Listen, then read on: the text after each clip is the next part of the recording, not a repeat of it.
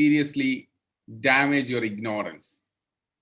Reading can seriously damage your ignorance. Friends, this is one of the best things you can ever have in your life.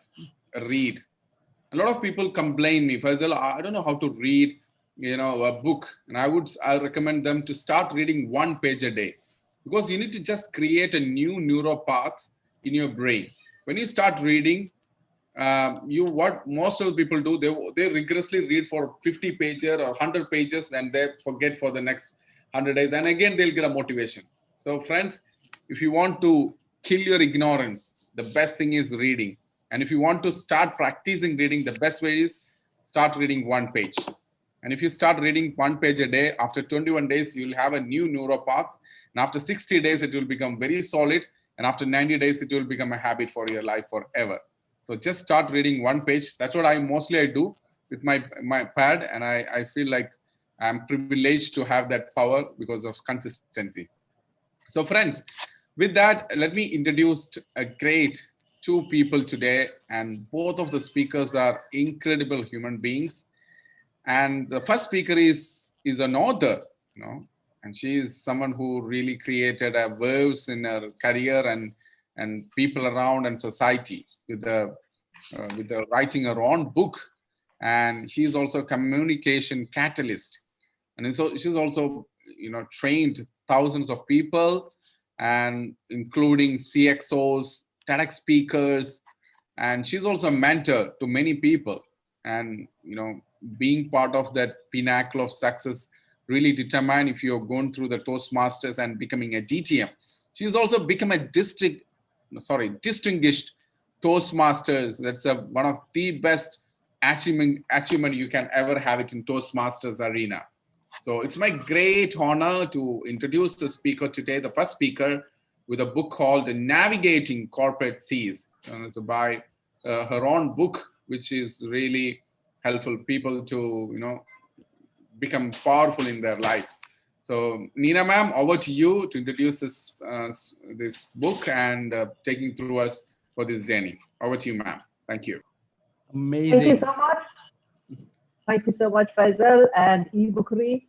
It's an absolute honor to be here, because when I said I've released a book, everyone said, "Oh, wow, wonderful, great," and nobody's buying it. So I'm like, what is the point of a book if you can't read it? I mean, I've written it, everyone says, "Oh, great, author," stuff like that. And I realized, unless you're really interested, you don't go into reading a book. And I totally agree with what Faisal has been saying about reading. In fact, it's not there in the book, but when I do my training programs, I tell everyone that I have a secret formula. It's called WWW. So it's easy to remember. Your fingers very clearly show you what WWW is all about. Read whenever you can. Read wherever you can. Read whatever you can. Once you do that, you are set. Because today, every one of us has to do so many presentations in our regular life, in our professional life, everywhere. And we think, oh, like Niaz was saying, that salesmanship is only for salespeople. In the same way, presentation skills is for everybody. You have to think about the fact that you want to persuade someone. When we were in college, all of us had this group and gang of people, but there's always one person who managed to persuade you, influence you to bunk classes. How did he or she do it? The power of persuasion, the power of being able to say, I want to do this and I will get you all also along with me. So that's what persuasive skills are about. That's what influencing skills are all about. And that's what salesmanship is all about. We use these in our daily lives, and we need more of these everywhere. This book that I have written, it's called Navigating Corporate Seas, and the subtitle is Tools and Techniques to Make Mails, Meetings, and Office Life Smoother Sailing.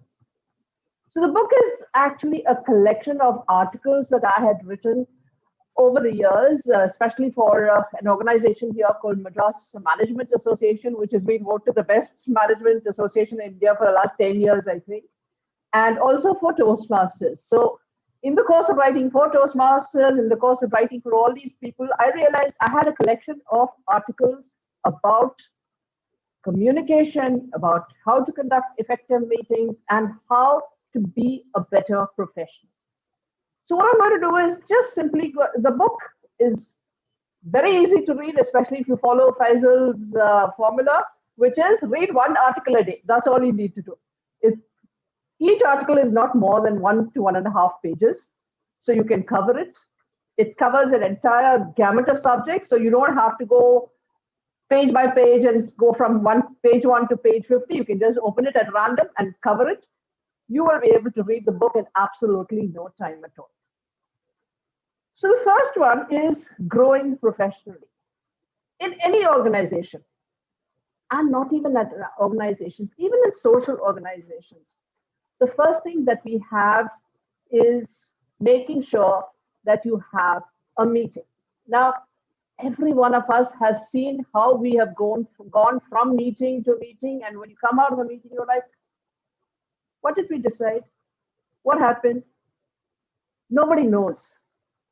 So when you have a clear agenda, when you have a clear timeline, when you have clear responsibilities and you have a commitment, each of these makes sure that that every meeting that you have is conducted smoothly, seamlessly, effortlessly, and work gets done. The one reaction I have had from all those who read the book was, I wish I had read this book 10 years ago. I wish I could do this now. It's just a collection of tips that will help you improve your life. So one of these is at a meeting. You may be the junior most person, you may be the person chairing the meeting. Both of you should be equally prepared. Every morning, people just walk into their offices, they wait for the boss to tell them what to do, or their boss will ask them for some figures, and they will just give them. But if you think about what have we been doing the last few weeks? What is the boss asking me for? Is it enough to give him this set of figures? But is he likely to also ask me about this? Be prepared. Start writing notes. Even when you have a simple meeting, just take down the main points. You'll be surprised how useful that is when you go back and think, what did we decide? Over a period of 6 months, over a period of 1 year, you will realize your listening skills have improved, your writing skills have improved, your documentation has improved. And you will be the person people will call up and say, what did we decide on that day? How are we supposed to do this? Who is supposed to do this? All of this, if you are prepared for your meetings. Similarly, in terms of social skills, understanding the fact that every organization has a different social code. So when you have an IT company, everyone is quite laid back and they're all very, they like to call each other by their first names and they all want to be future Bill Gates and they're all like acting very smart. But if you go into a traditional brick and mortar company, banks are very particular about how you address the general manager. Yes, sir. No, sir. 3 bags full, sir. You will have to make sure you say, Mr. Ramamurthy, Mr. Ali, Mrs. George, what can I do for you? And that moves over into your mails also. When you're writing emails, how do you compose that email? You don't just dash off whatever you feel like. Think about it. An email, a telephone conversation, a presentation, a story. All of these have exactly the same 3 elements in common: the opening, the body, and the conclusion. How do you start your telephone conversation? How do you start talking to people? How do you start your email? And how do you end it? What do you want to cover in the story? What do you cover in your presentation? What do you want to cover in the mail? So you make sure you do that. And when you're writing a series of mails to people, remember, if you're in an organization and you're writing to a client for the very first time, make sure everything is very formal. Today we live in a very, very multicultural, multinational, global world. So when you're writing to the French or you're writing to Koreans or you're writing to the Indians, you have to have different cultural norms to be observed. So make sure you know what those norms are, or at least make sure that you understand what are the basics. How do I address people? Do I address them by title? Do I say Dr. So and so? Do I say this here? Do I say that? Make sure you know what you're talking about and who you're talking to. Maintain that courteousness and the crispness in your telephone conversations and the emails. One of the lines that I have in my book is the fact that today, in a multinational organization where there are 30,000, 50,000 employees, your voice at the end of a telephone line or your signature at the end of an email are the only two ways you can show your personality to the rest of the world. So make sure your telephone calls are crisp, concise, clear, comprehensive. Make sure your emails are such that people don't have to keep writing back and forth and saying, what did you mean by line 3? What did you mean by this? Cover that completely. And that is where communication skills are so important. People think, oh, only Barack Obama is a great orator. Only Narendra Modi is a great orator. I will never be that. It is not necessary for all of us to be great orators. It is necessary for us to be able to communicate and for the other people to understand what you're trying to say. Let me bring in a story over here about two monks who were training for the priesthood. Now, this is the 21st century, so these two monks were like, and both of them were really addicted to smoking. So the head of their abbey said, I can't do anything about it. You write to the Pope and you let him decide what to do. So both of them wrote to the Pope. And the Pope wrote back to one and he said, no, you cannot smoke. And to the other one, he said, yes, you can.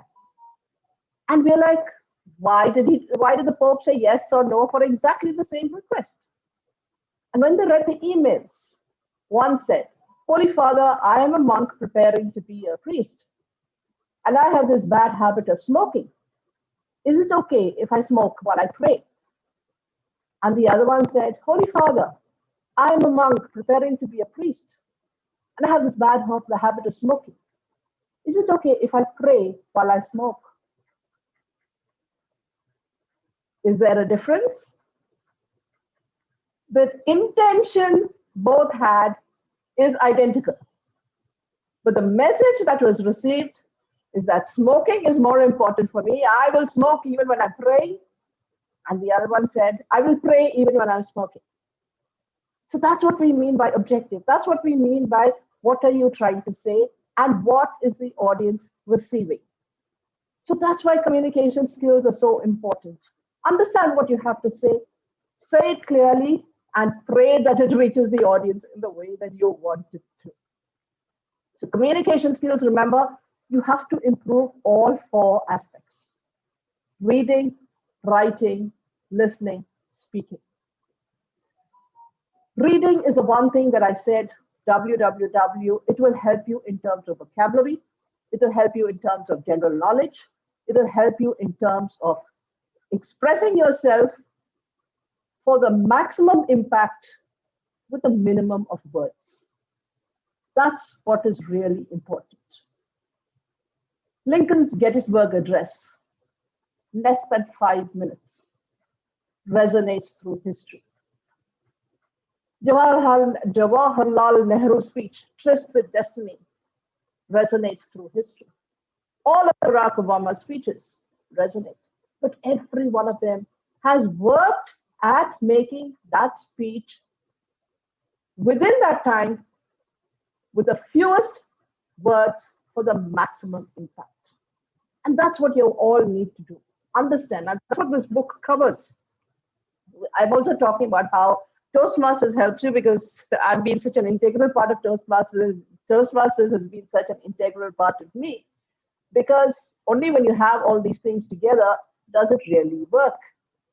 So what I want, and the other two other things that I cover in this book are gender issues and general leadership issues. So in gender issues in this book, I cover the fact that when a woman works, whatever she's doing in her office is always considered by society and her family as an additional job. You can work as much as you want, but looking after the family is your job. And even in this millennial age, it's really amazing how a boyfriend, when he transforms into a husband, the behavior pattern changes. So the dude who could take you on moonlight beach rides and all of those things cannot get up when the baby is sleeping or crying. The guy who comes and who can dismantle a bike and show you how the insides of the car look does not know how to operate a washing machine. The guy who opens a fridge doesn't know how to operate a microwave by pressing one or two buttons. Why is that? Today, during lockdown, there are so many issues with women being locked at home, working from home, working at home, doing the housework, gender issues that need to be taken up. And a couple of the other articles are about Me Too and how to unequal pay. Me Too is, of course, about sexual harassment in the workplace, casual sexism, all of those things.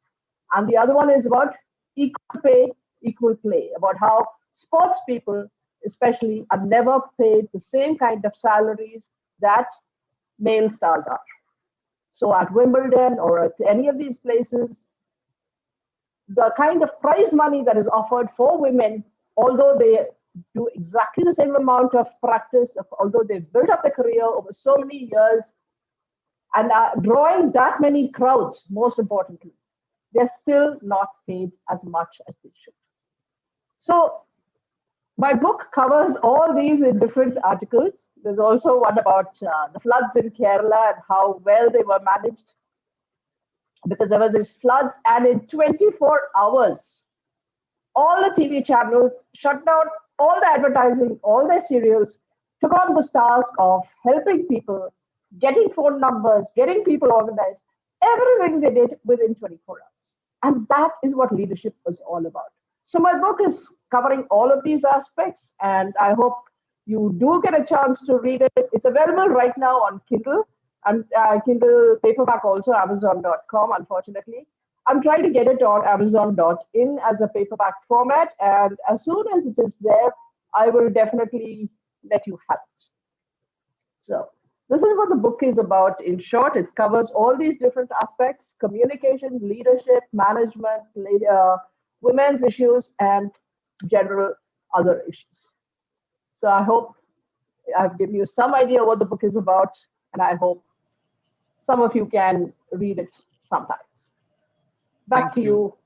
Thank you. Sir. Thank you so much, Naina John. It was truly a fantastic Yeah, narration from your side.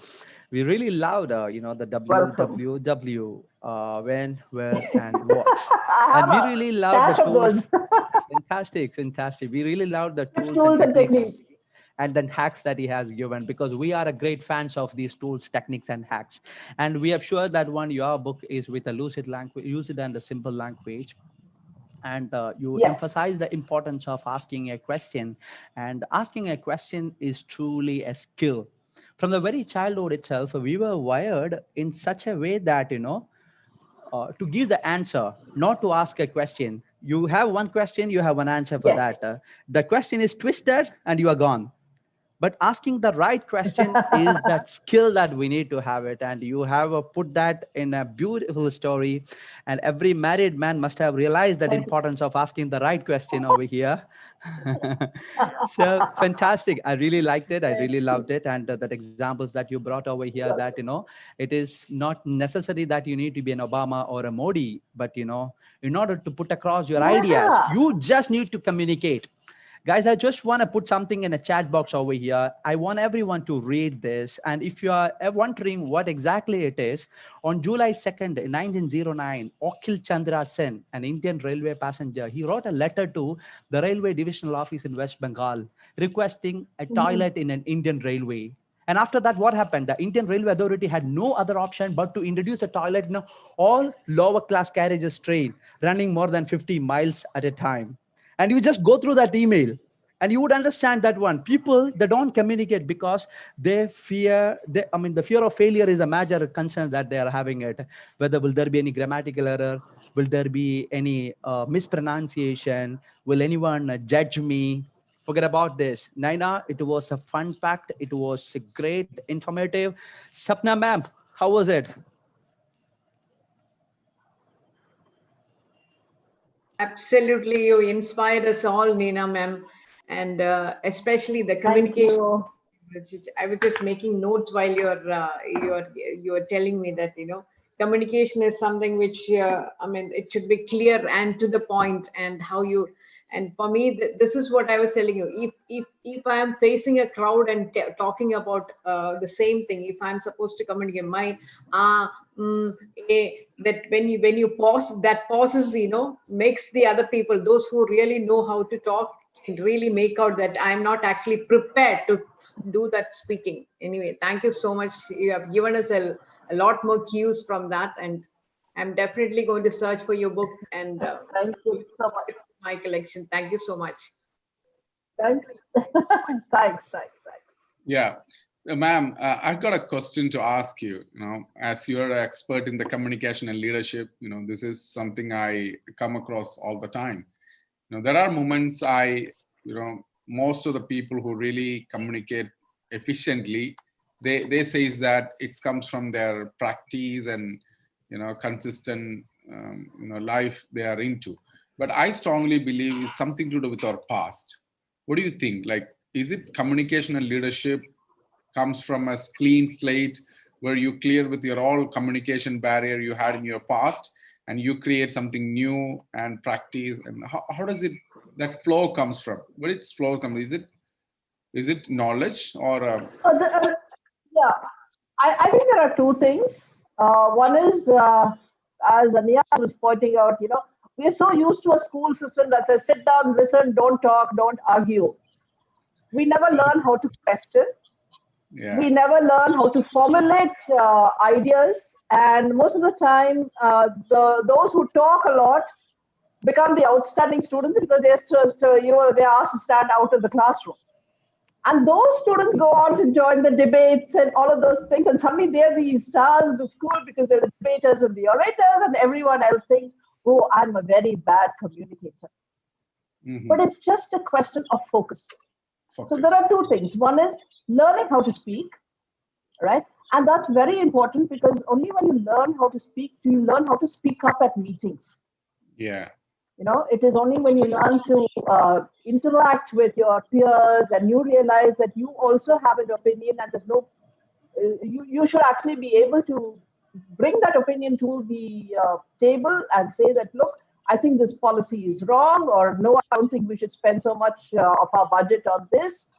There are so many things where you're sometimes just too scared of the manager because he or she reminds you of your teacher. Mm. So it's a mental block. Yeah. Fantastic. The second I would say Fantastic. is the language block. Mental block. Second thing I would say is the language block. Yeah, we say, oh, I studied in Gumadipundi. Oh, I studied in, Patnamthitta, and I can't speak English, with an accent, or my grammar is poor. If you can learn OOPS, Java, and C++, you can learn English. That's the other mental block. And the third thing I would like you to remember is that today, English is the only global language that connects us across the world. So you have to learn English to a suitable international level that you can be understood. And you don't have to worry about the accent. All of us have got into this thing of, oh, only those from the West can speak English well. Believe me, as one of my friends was saying, she was saying, I speak far better English than half the people I meet. So we are constantly correcting grammar mistakes and other things on Facebook and all of these things. It's just a question, again, of a mental block. English is just another language. Keep practicing. You can do well. And I would suggest carry on learning as many languages as you can. It's always an asset to learn as many languages as you can and use English as your focus language. Fantastic, fantastic, Nina ma'am. Thank you so much for that wonderful insight that you had shared with us. Yes, English is just another language. It should not be a medium wherein you need to gauge the intelligence of someone. And in order to improve the clarity, in order to Exactly. improve the communication, I believe the three things are very important: the clarity of the thought, and the way how you structure it. In order to get the clarity of the thought, the most important thing is that you need to have a clarity in your mind. You need to have a clarity in your mind. You need to have a proper sleep and proper lifestyle. So everything starts from there, I believe.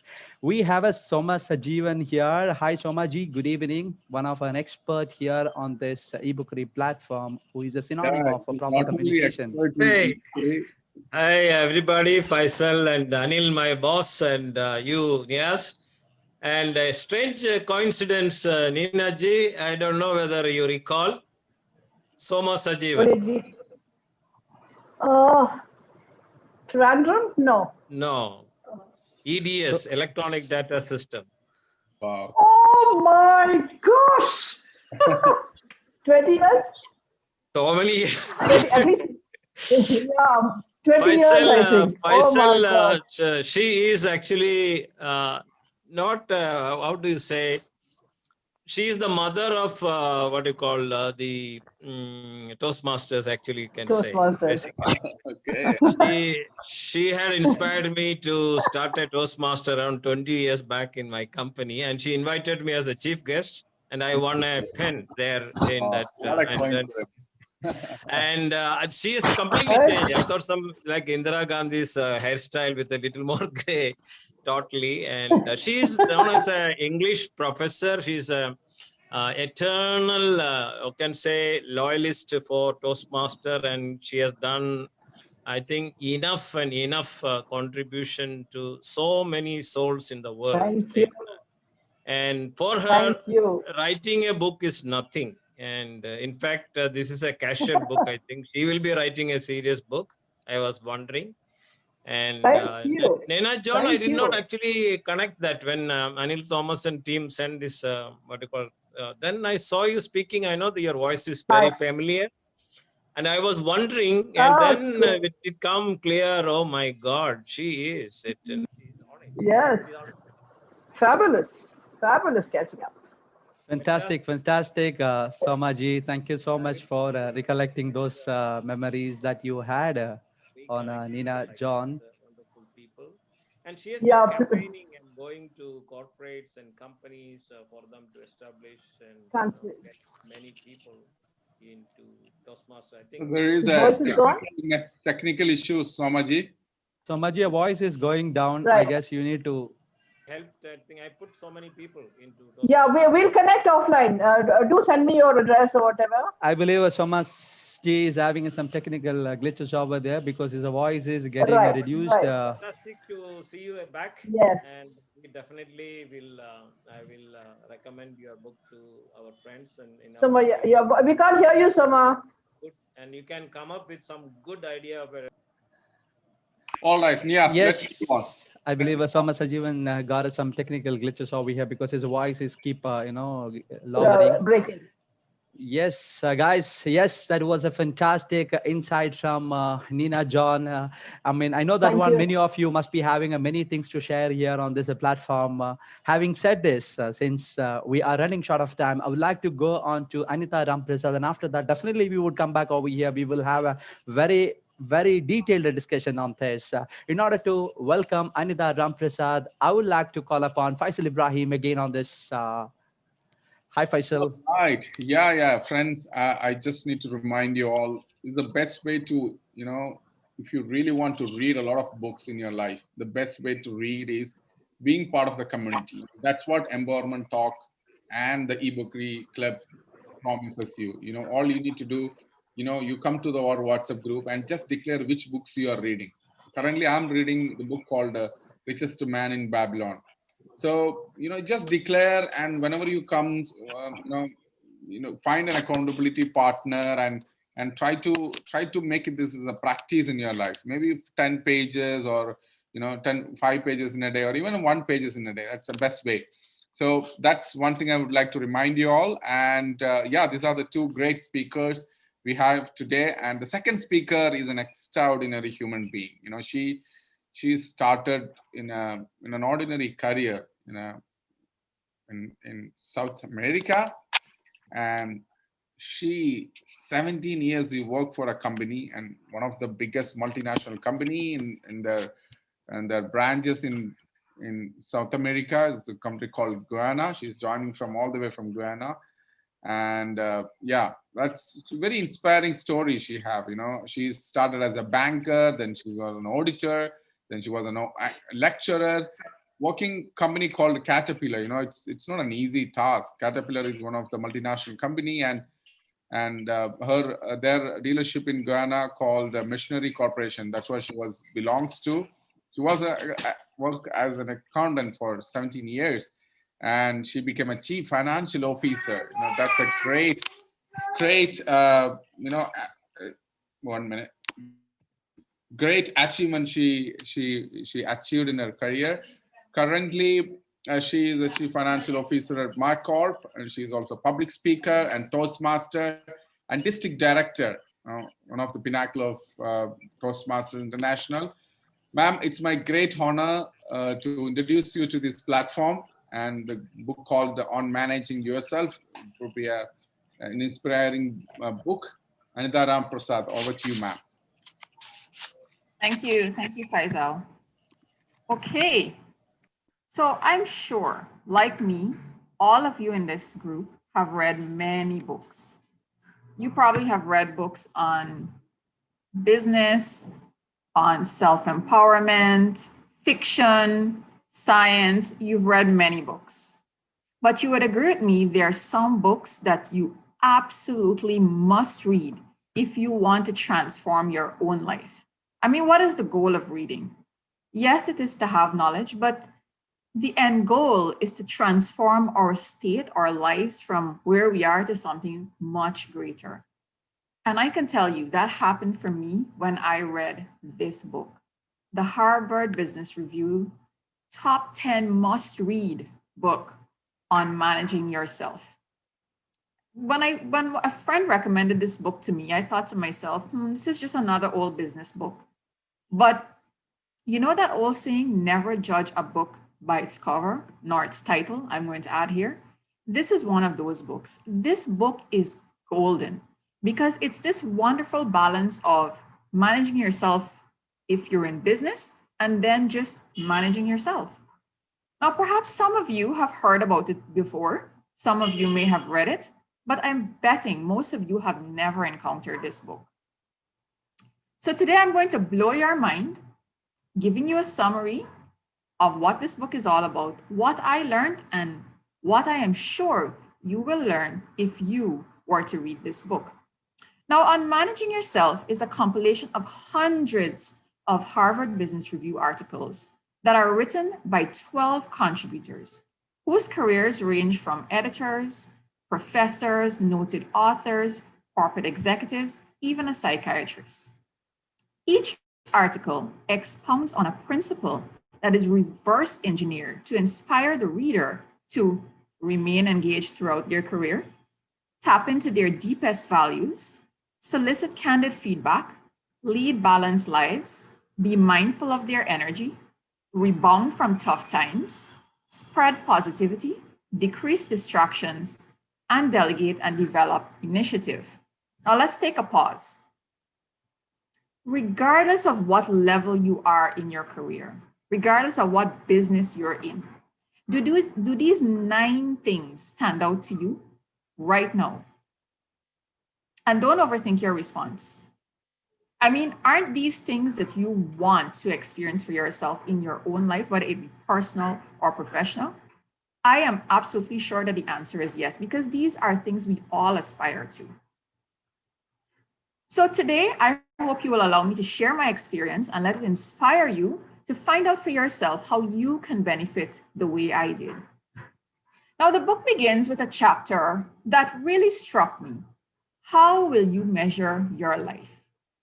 Honestly, I've never considered what the response to this question would be. how will you measure your life? How many of you know the answer to this question right now?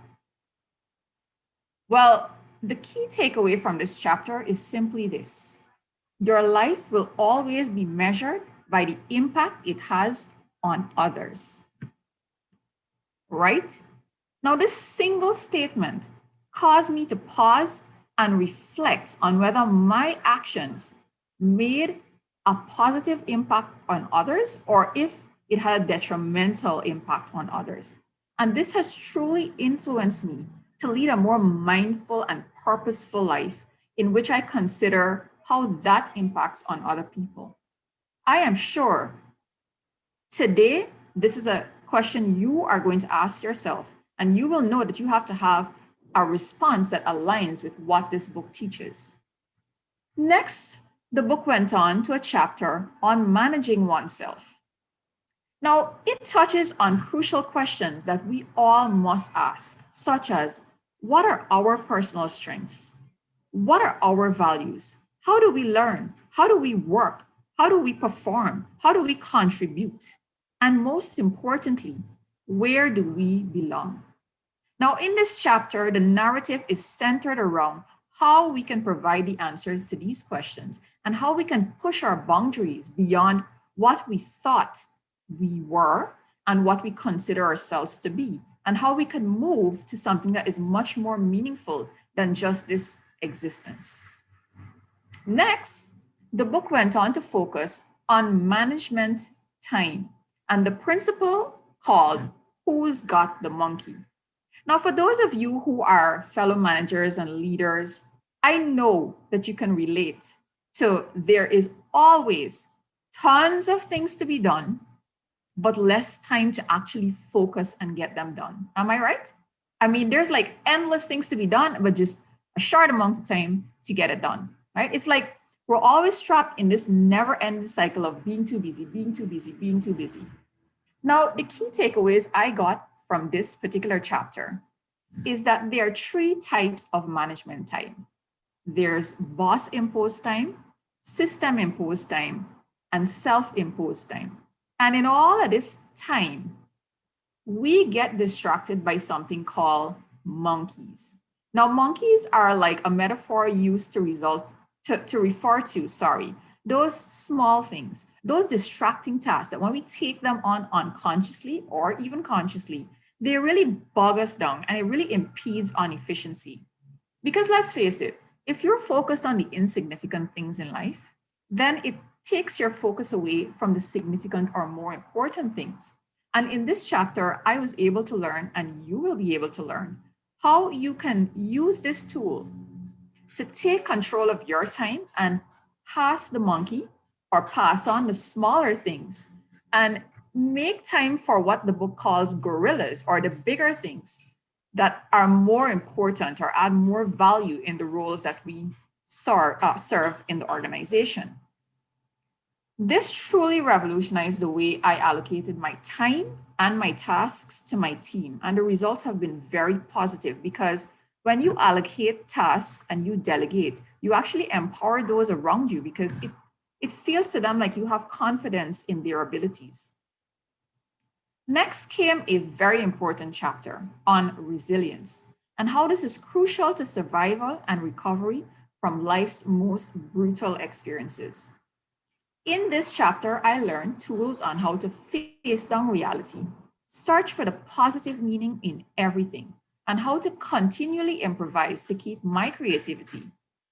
And let's just take a moment to really consider, if ever there was a time in your lifetime or mine where resilience and resilience training would become so applicable, it would definitely be the year 2020. Because so much has changed, so much has challenged us. It has forced us to do things that we never thought we could do. And if we had not been resilient, chances are we would surely fall apart. So this chapter is very, very close to me right now. Now, following resilience, the book went on to expound on how you should manage your energy and not your time. And I know that you can relate to this. I know sometimes you feel you have neither the time nor the energy to keep up with life, right? Neither the time nor the energy, but there's so much stuff to be done. But what I actually learned in this chapter is that time is limited, but energy is renewable. And the book then teaches you what are the 4 types of energy you need to focus on and constantly renew. So I'm sure that you've heard of these from other readings, other interactions. So you know by now the 4 types of energy are the body or the physical energy. And so this focuses on activities around eating or nutrition, sleep, and exercise. And all of this creates a good mental state. You would agree, right? It then talks about emotional energy, which I mean needs no explanation, needs no definition. This is so crucial to our well-being. It then went on to the mind and mental energy, which is the true focus of energy, because everything begins and ends in here. Our state or focus is purely determined by what goes on in our mind. And then, of course, the highest of all, spiritual energy, which is the essence of humanity, which of meaning and purpose.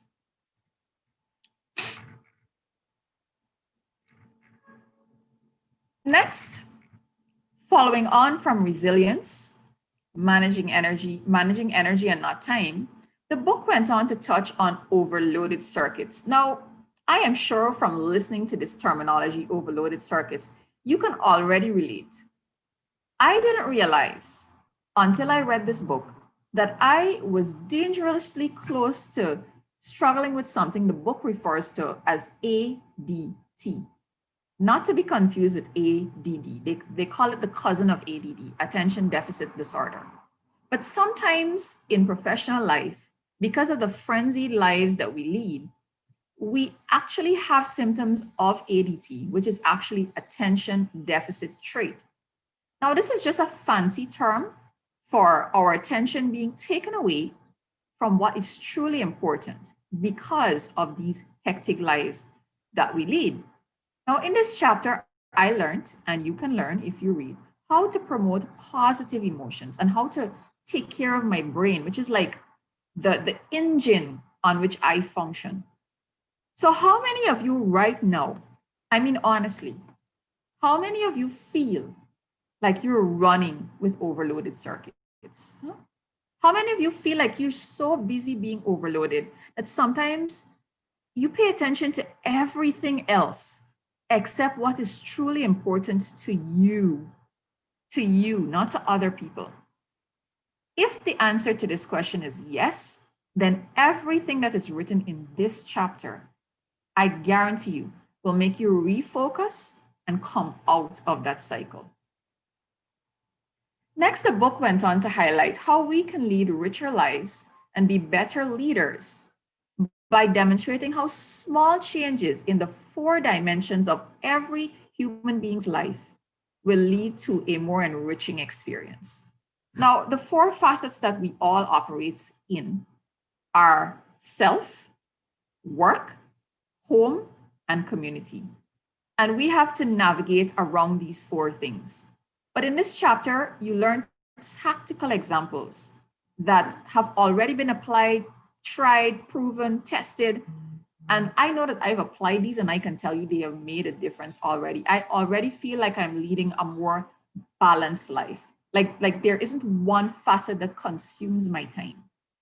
So if you want to learn more about how you too can lead a balanced life and strike that balance between those 4 dimensions that we all live in, I highly recommend that you pay attention to this chapter. Next, the book offers tips on how to reclaim your job. Now, let me ask you this.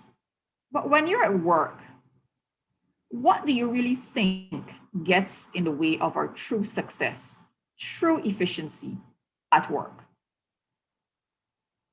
Now, while you ponder on this, you can list out 5 to 10 things, but all of it can be summarized in one single word: excuses.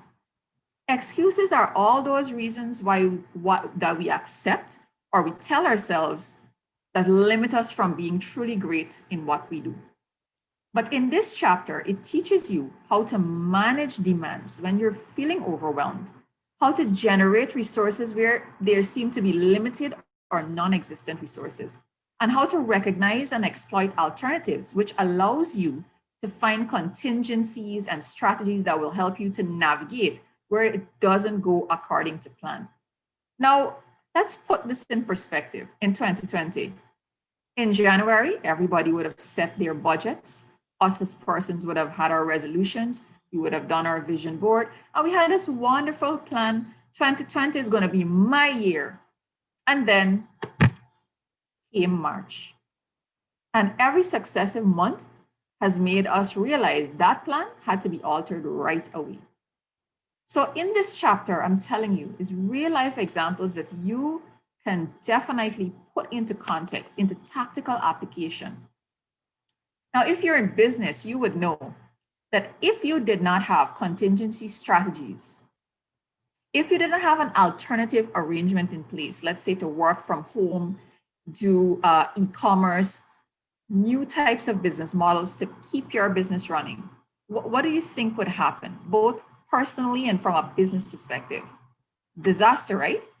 So you have to ask yourself, how could you afford to not weigh in on this knowledge? Then the book touched on moments of greatness. Now, as leaders and as human beings, you know how life goes, right? Sometimes we're truly on top and sometimes we are just not.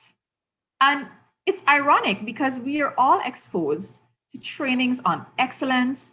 There are endless books and online articles on how you can be successful, how you can lead a life of excellence. But yet, all of us don't apply this consistently. And it's like we're on this roller coaster. Yeah, some days we're great, some days not so much. Some days we're up, some days we're down. And I guess that leaves us open to manipulation of circumstances. Now, in this chapter in the book, it teaches us how consistent application of principles that probably are very basic, but they often elude us, can keep us from experiencing these peaks and valleys. Now, here I learned about state and how to define what my current state was and to move from that current state or that limiting state to a fundamental state that set me up for more consistent moments of greatness. So in this chapter, I learned how to ask myself these very pertinent questions that allow me to get to that fundamental state that promotes greatness. Questions like, am I results oriented? Are you results oriented? Am I internally directed? Are you? Am I focused? Am I other focused? Sorry. And am I externally open? Where is your focus? And are you open?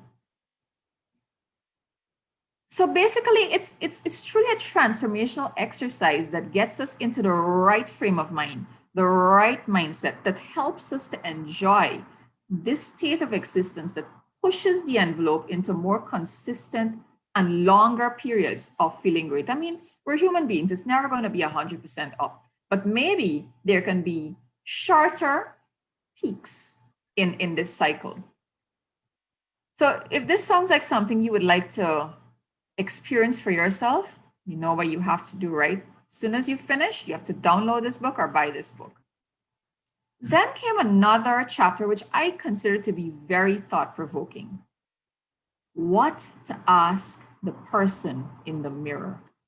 I mean, we spend so much of our time, so much of our lives externally focused on the attitudes and the behaviors and the personalities of others and how they impact on us so much that, you know, sometimes we fail to recognize what is it in ourselves that is contributing to the challenges that we face. So here in this chapter, this book highlights what are the 7 common challenges you can face as leaders. And it gives you the tools to overcome these challenges. Now, you might be wondering, what are these 7 challenges? And they've beautifully condensed it into these things: vision and priorities, managing time, feedback, succession planning, evaluation and alignment, leading under pressure, and finally, staying true to yourself. This is so important. Staying true to yourself. Authenticity will always be the most important thing that you can ever hope to give to yourself. Staying true to yourself is the most important thing. Trust me, you will receive a personal and a professional breakthrough when you are going through this chapter. I promise you that. And finally, I was able to read about primal leadership. Now, this chapter kind of had me, I thought, primal leadership, this sounds so like we're going back to caveman days, you know, days of the mammoths and the Stone Age and so on. But it was quite the opposite of that. Now, if I asked you to think about what it is that you believe most influences your company's bottom line, what would that answer be?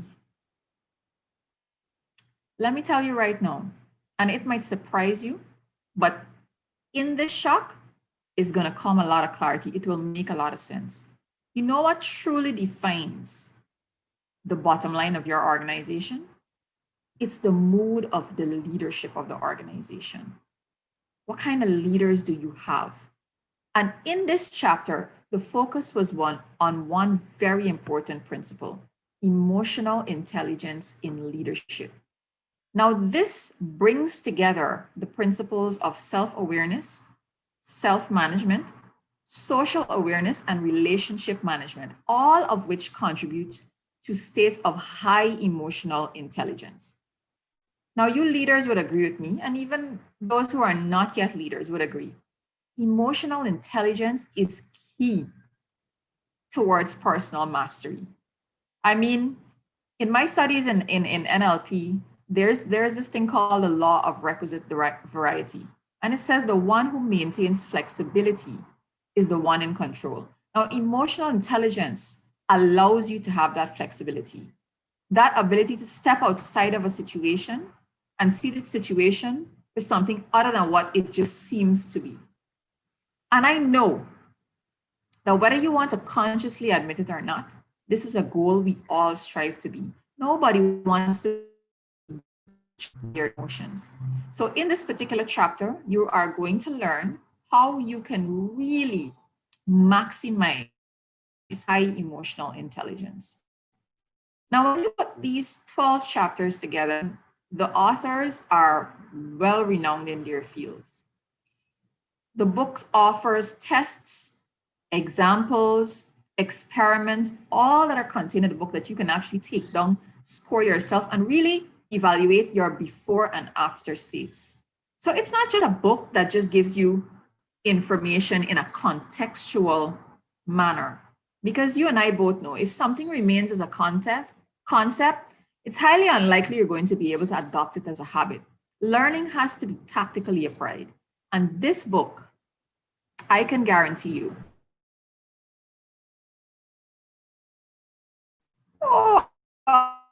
90 pages of literature. Now, if you've read it already, I encourage you to read it again. If you've never heard of it, I encourage you to get it.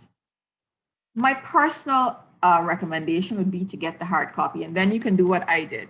I pulled out all the things that stood out to me, and I refer to these very often. But I can assure you, both on an individual level, on a leader level, on a corporate executive level, this book has been truly revolutionary. And I am confident that your reading experience will bring you a similar epiphany, similar feeling of benefit when you read it. So that, in summary, is Harvard Business Review most recommended top 10 read on managing yourself. Faisal, back to you. Thank you. Thank you, Anita. Truly, that was wonderful. And the way how you read the book It shows, how you dissected each point and researched on it. Wonderful presentation from your side, Anita. We really loved it.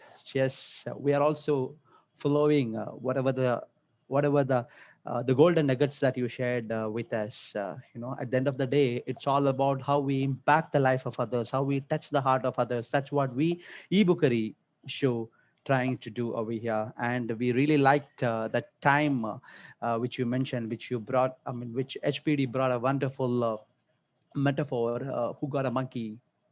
The monkey and gorilla. Yes, definitely. Even we also practice certain kind of things many times. The one which is irrelevant, we tend to follow it, and the one which is relevant, we tend to miss out. Many times it happened. And I remember the quote from Jack Ma: "If you have 9 rabbits on the ground and you want to catch one, you leave the 8 and focus on that one." And we really loved the way how you explained us the ADD, the attention deficiency disorder. It was really wonderful. We all need to do that decluttering in ourselves. Wonderful presentation, Nadita. We really love the way how you did it. Wonderful. I know that there are many people who have got many thoughts on this, which resonates along with this to share over here. Sapna ma'am, how did you find it, Sapna ma'am? Before Sapna coming on the mic, I would like to request everyone to come on a video if it's possible. If you are in a right ambience, please come on a video, because this would make our session more conversational. It would make our session more interactive rather than talking to someone who's there in a picture. It's better to have a conversation on face to face. And we are going to wind up in another 10 to 15 minutes time. We are going to not take much time. So please come on video, whoever is there. It is possible. If you are in the right ambience, please come. Yes, Sapna ma'am, please. Yeah, thank you so much, Anita ma'am. That was really wonderful, and I'm sure that every corporate people in offices, everybody can be, that book can be a very, very, very well queued up for tips and the suggestions and everything. But I, from being not a corporate person and I being just a freelance journalist and writer, I would like to ask you something to make it a little more clear. What do you mean by emotional intelligence in an office? How do we simplify it rather?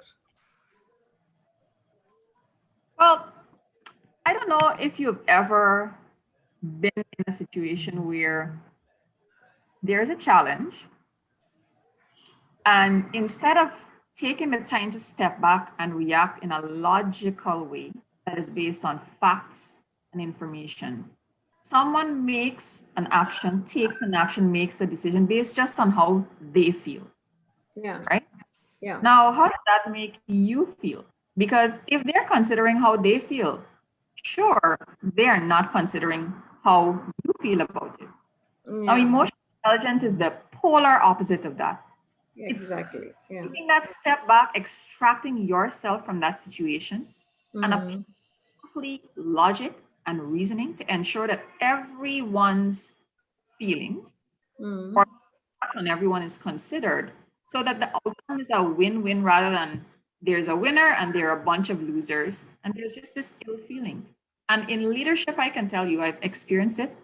In my earlier years of leadership, I considered myself to be very aggressive, and I would tell everybody that, when you just got a job, big manager, and you want to let everybody know you're the boss, you got to do what I say or else, slamming on doors, you pass instructions. You don't care about those people because you tell yourself, listen, I'm the boss and you will do as I say. But I'll tell you, you're going to have a team that's very disengaged if you don't understand it is not about you. And that's what emotional intelligence is all about. It is really not about you. Right. Now, being in an office, if I can cut in there, being in an office, a person who is working in an office, as Neena ma'am suggested, but communication is the pivotal part of it, rather than how good you are with your work and everything. Communication also brings in a lot of plus points to it in an office, isn't it? Yes. Well, what is the true measure of communication? How do you know? How do you measure the effectiveness of communication? If I were to ask you that, how would you define it? Because as Neena ma'am rightly explained, to the point, when you instead of using so many, you're going haywire and everything. To the point is what You mean to say the communication is brevity, all about. Sapna ma'am? Yeah. So I gotta teach you something that I learned in my studies in neurolinguistics programming. The meaning of communication is the response that you get. The meaning of communication is the response that you get. So if you went with all the best intentions, you think you have your emotions in check, and this person is reacting in an emotional manner to you, an irrational manner to you, you really think you have communicated effectively? So it's like a mirror. Yeah. So if you want to judge whether or not your communication is effective, you always have to look towards how the other person is reacting to you. Are they paying attention? Are they engaged in what you have to say? Are they feeding off of what you say? Are they more likely to take action on what you say? So communication is always mirrored by the way the person responds to you.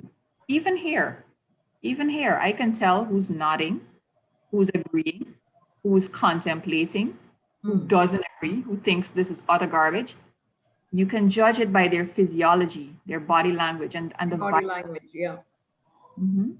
Yeah. Yes, thank you. Thank you so much, Thank Anita. you That so was a much. brilliant question from Sapna ma'am. Yes, at the end of the day, it's a response that you get. That is the way how you need to measure your effectiveness in your communication skill. That was fantastic.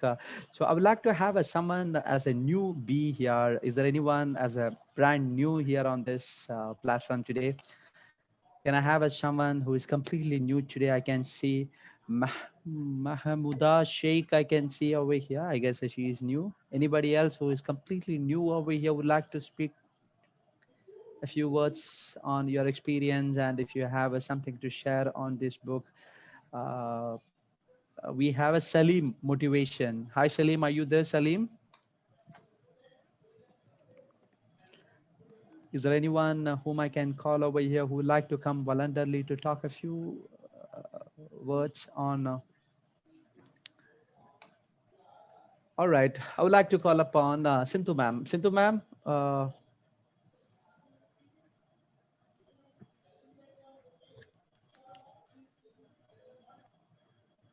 Sindhu ma'am, you need to unmute yourself. I sent you a prompt to unmute yourself.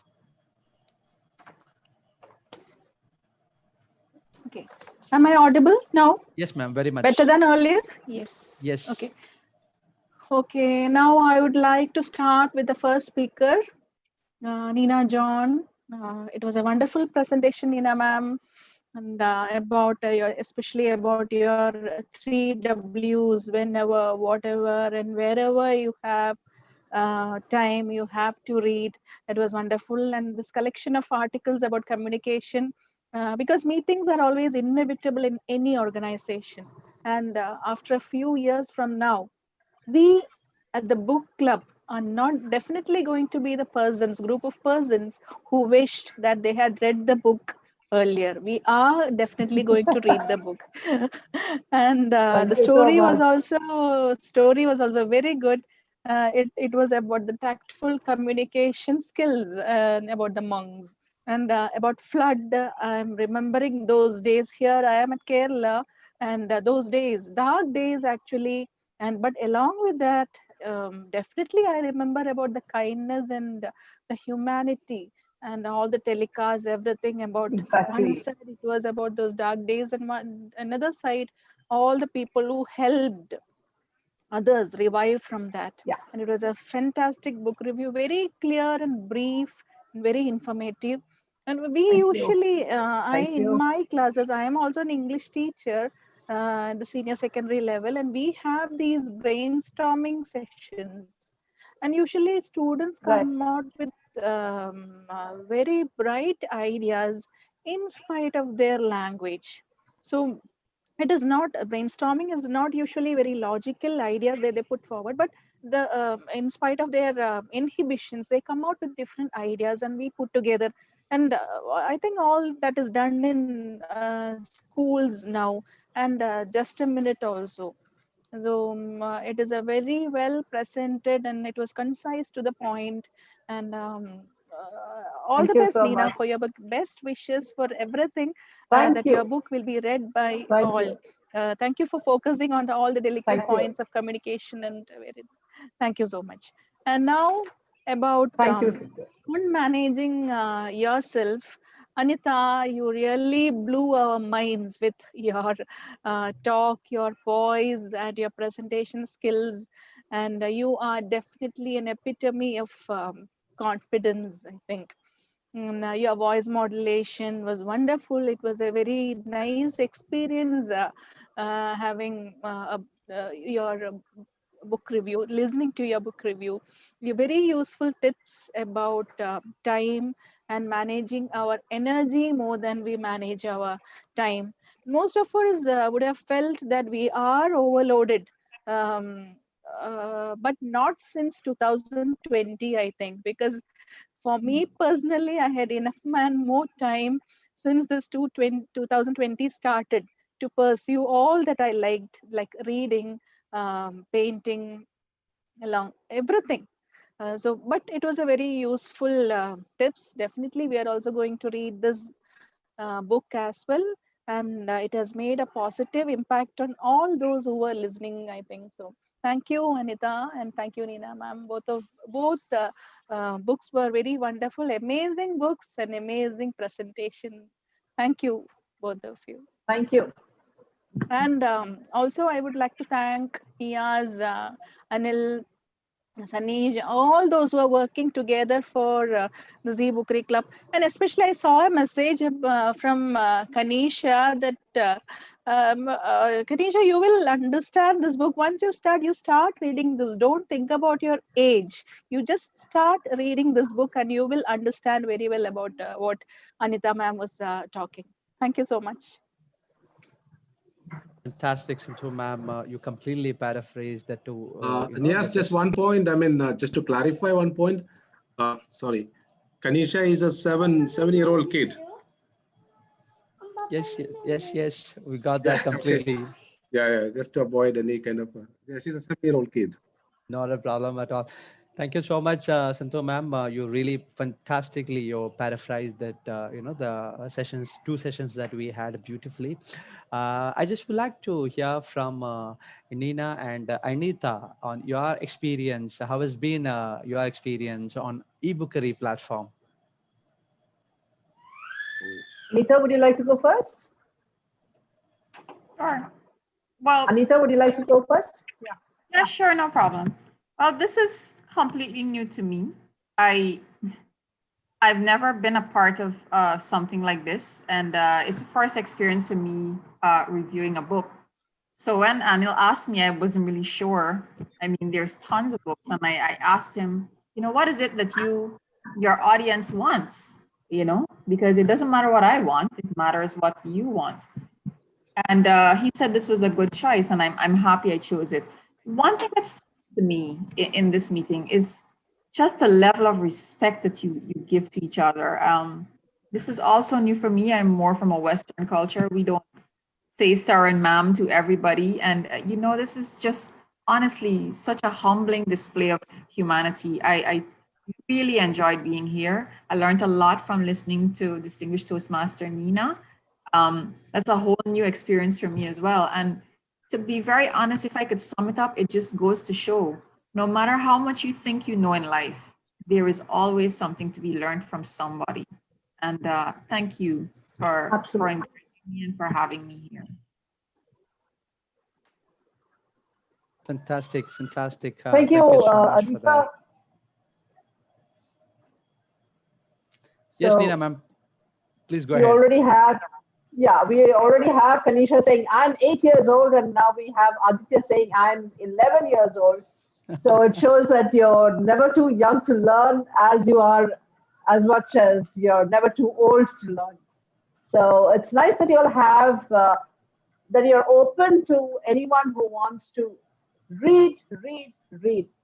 And again, I go back to our school system where we used to focus so much on sentiment physics, sentiment chemistry. If you don't get into IIT, the family honor is lost. as if people with 50% and 60% are of no value in this life. So we teach our kids to just read textbooks, and we don't invite them to read storybooks. We don't invite them to explore their own imagination. I think that's this wonderful initiative of yours, letting kids be there, letting people who've not been exposed to any kind of books on their own, suddenly being exposed to a world of books that is so totally different. I'm sure on eBookery, you never know whether the next book is going to be on personality development or individual things or management tools and techniques. What's going to help and what's not going to help. And I think that's an amazing attitude of openness to have, and I think it's brilliant. It's a brilliant initiative. I'm so happy you all have started it, and I'm so happy to see it growing. Because, like I said, I have published this book, and not enough people were reading it. And I'm like, what's the use of a book if you can't read it? So it's like the old conundrum of, if a tree falls in the forest and no one has heard it, is there a sound? So in exactly the same way, every author wants to know that somebody is reading their books. And it's great to have this kind of appreciation. And I totally agree with Anita. The mutual respect you all have for each other is amazing. So I'm so glad this club exists. I hope you have more initiatives like this. I'm fascinated to find you have a Tamil version also. So open to anyone and everyone. Congratulations. Thank you again for inviting me. And I hope to see more of you all in the future. Thank you. Thank you once again, Yes. Anita and Nina. It's been a wonderful session, to be very honest. Amazing session. What a fantastic evening it's been. We had many, take home points from you both, which we can incorporate in our life moving forward. Fantastic thing. See, other than just a reading, we practice many more things over here. As I said in the initial phase of my, hosting, I said, leadership, your communication, and your presentation, and even for these kids, Kanisha and Aditya, you are on a right platform. What I really request you is that be here regularly on every Saturday and try to be part of it and listen, and you may get half of it what we are saying, or tomorrow you will get a 55% of it, after tomorrow you will get 60% of it. Slowly you would be able to get the 100% of it. So come here on a regular basis. That is the consistency that we need to practice over here. So with this, I would like to introduce the next week books for you all. Yes, another two wonderful speakers. Just hold on a second.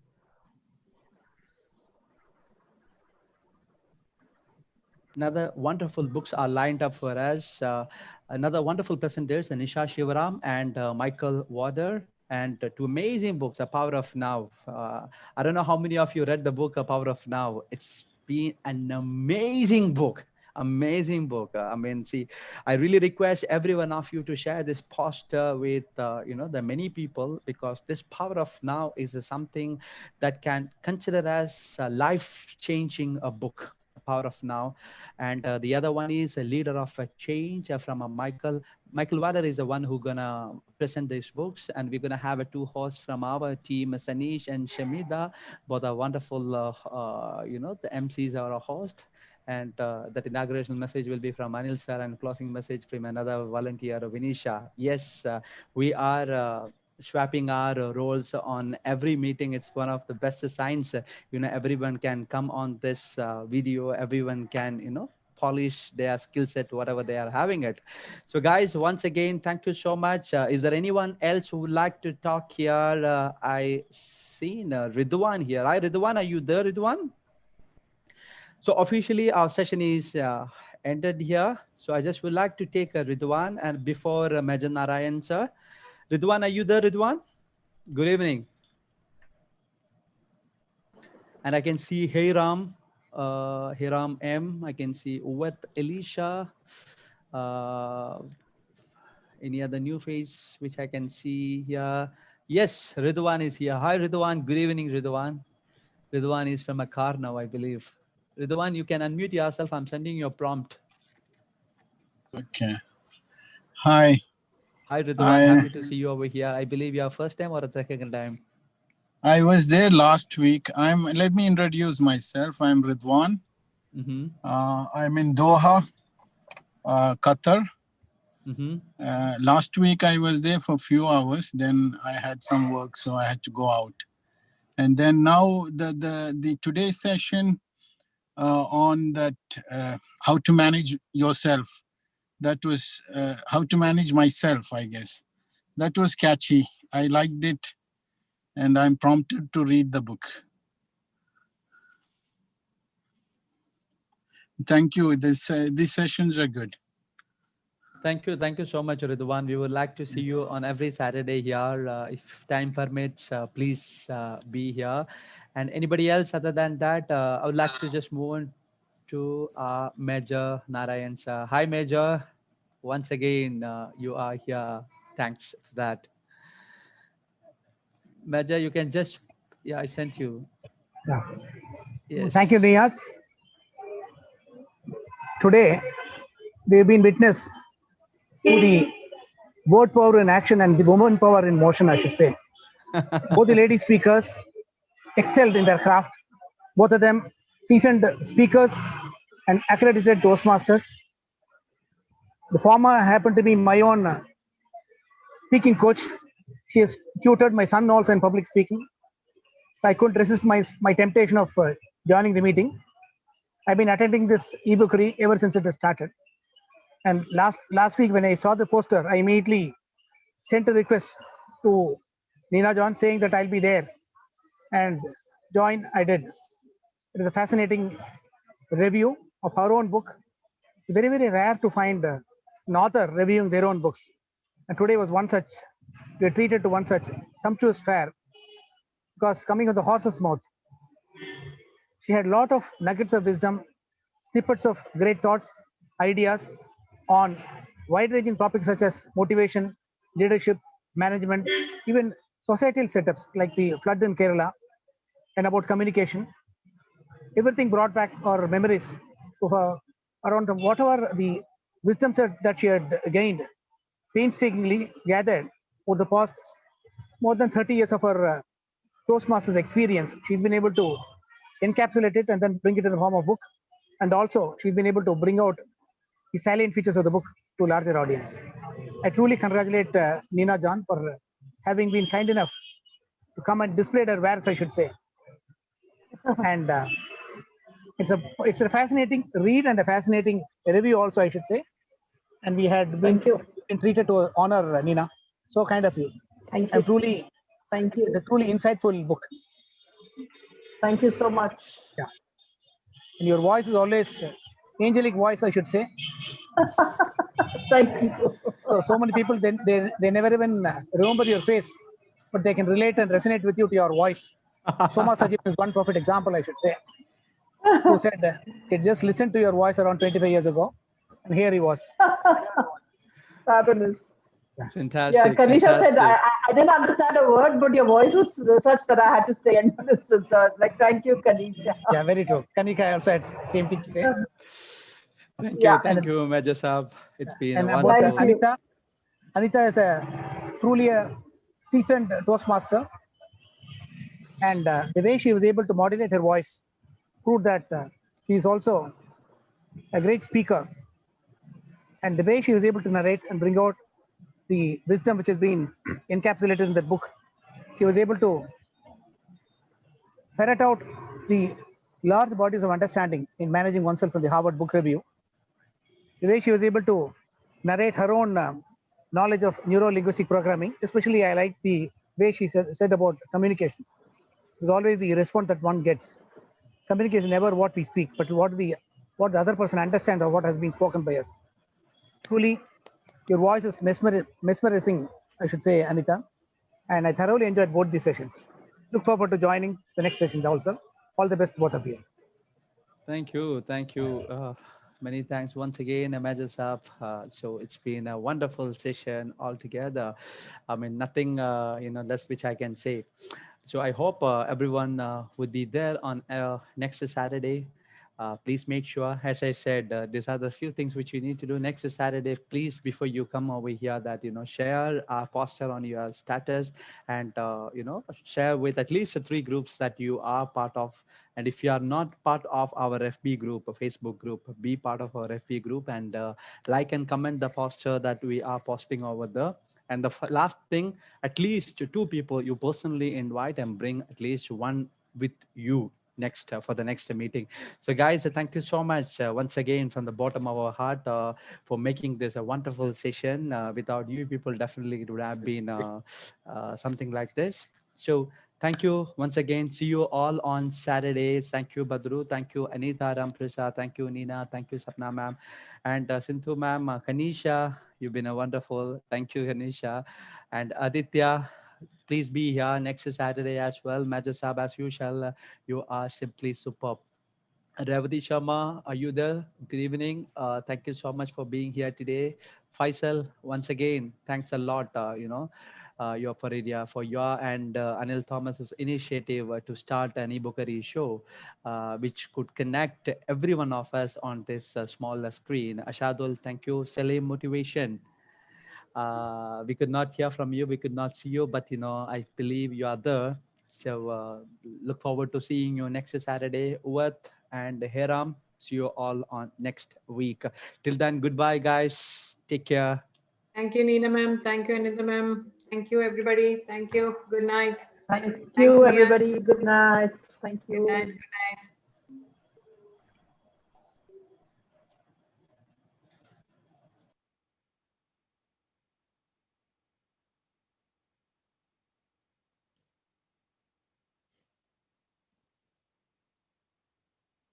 Thank you.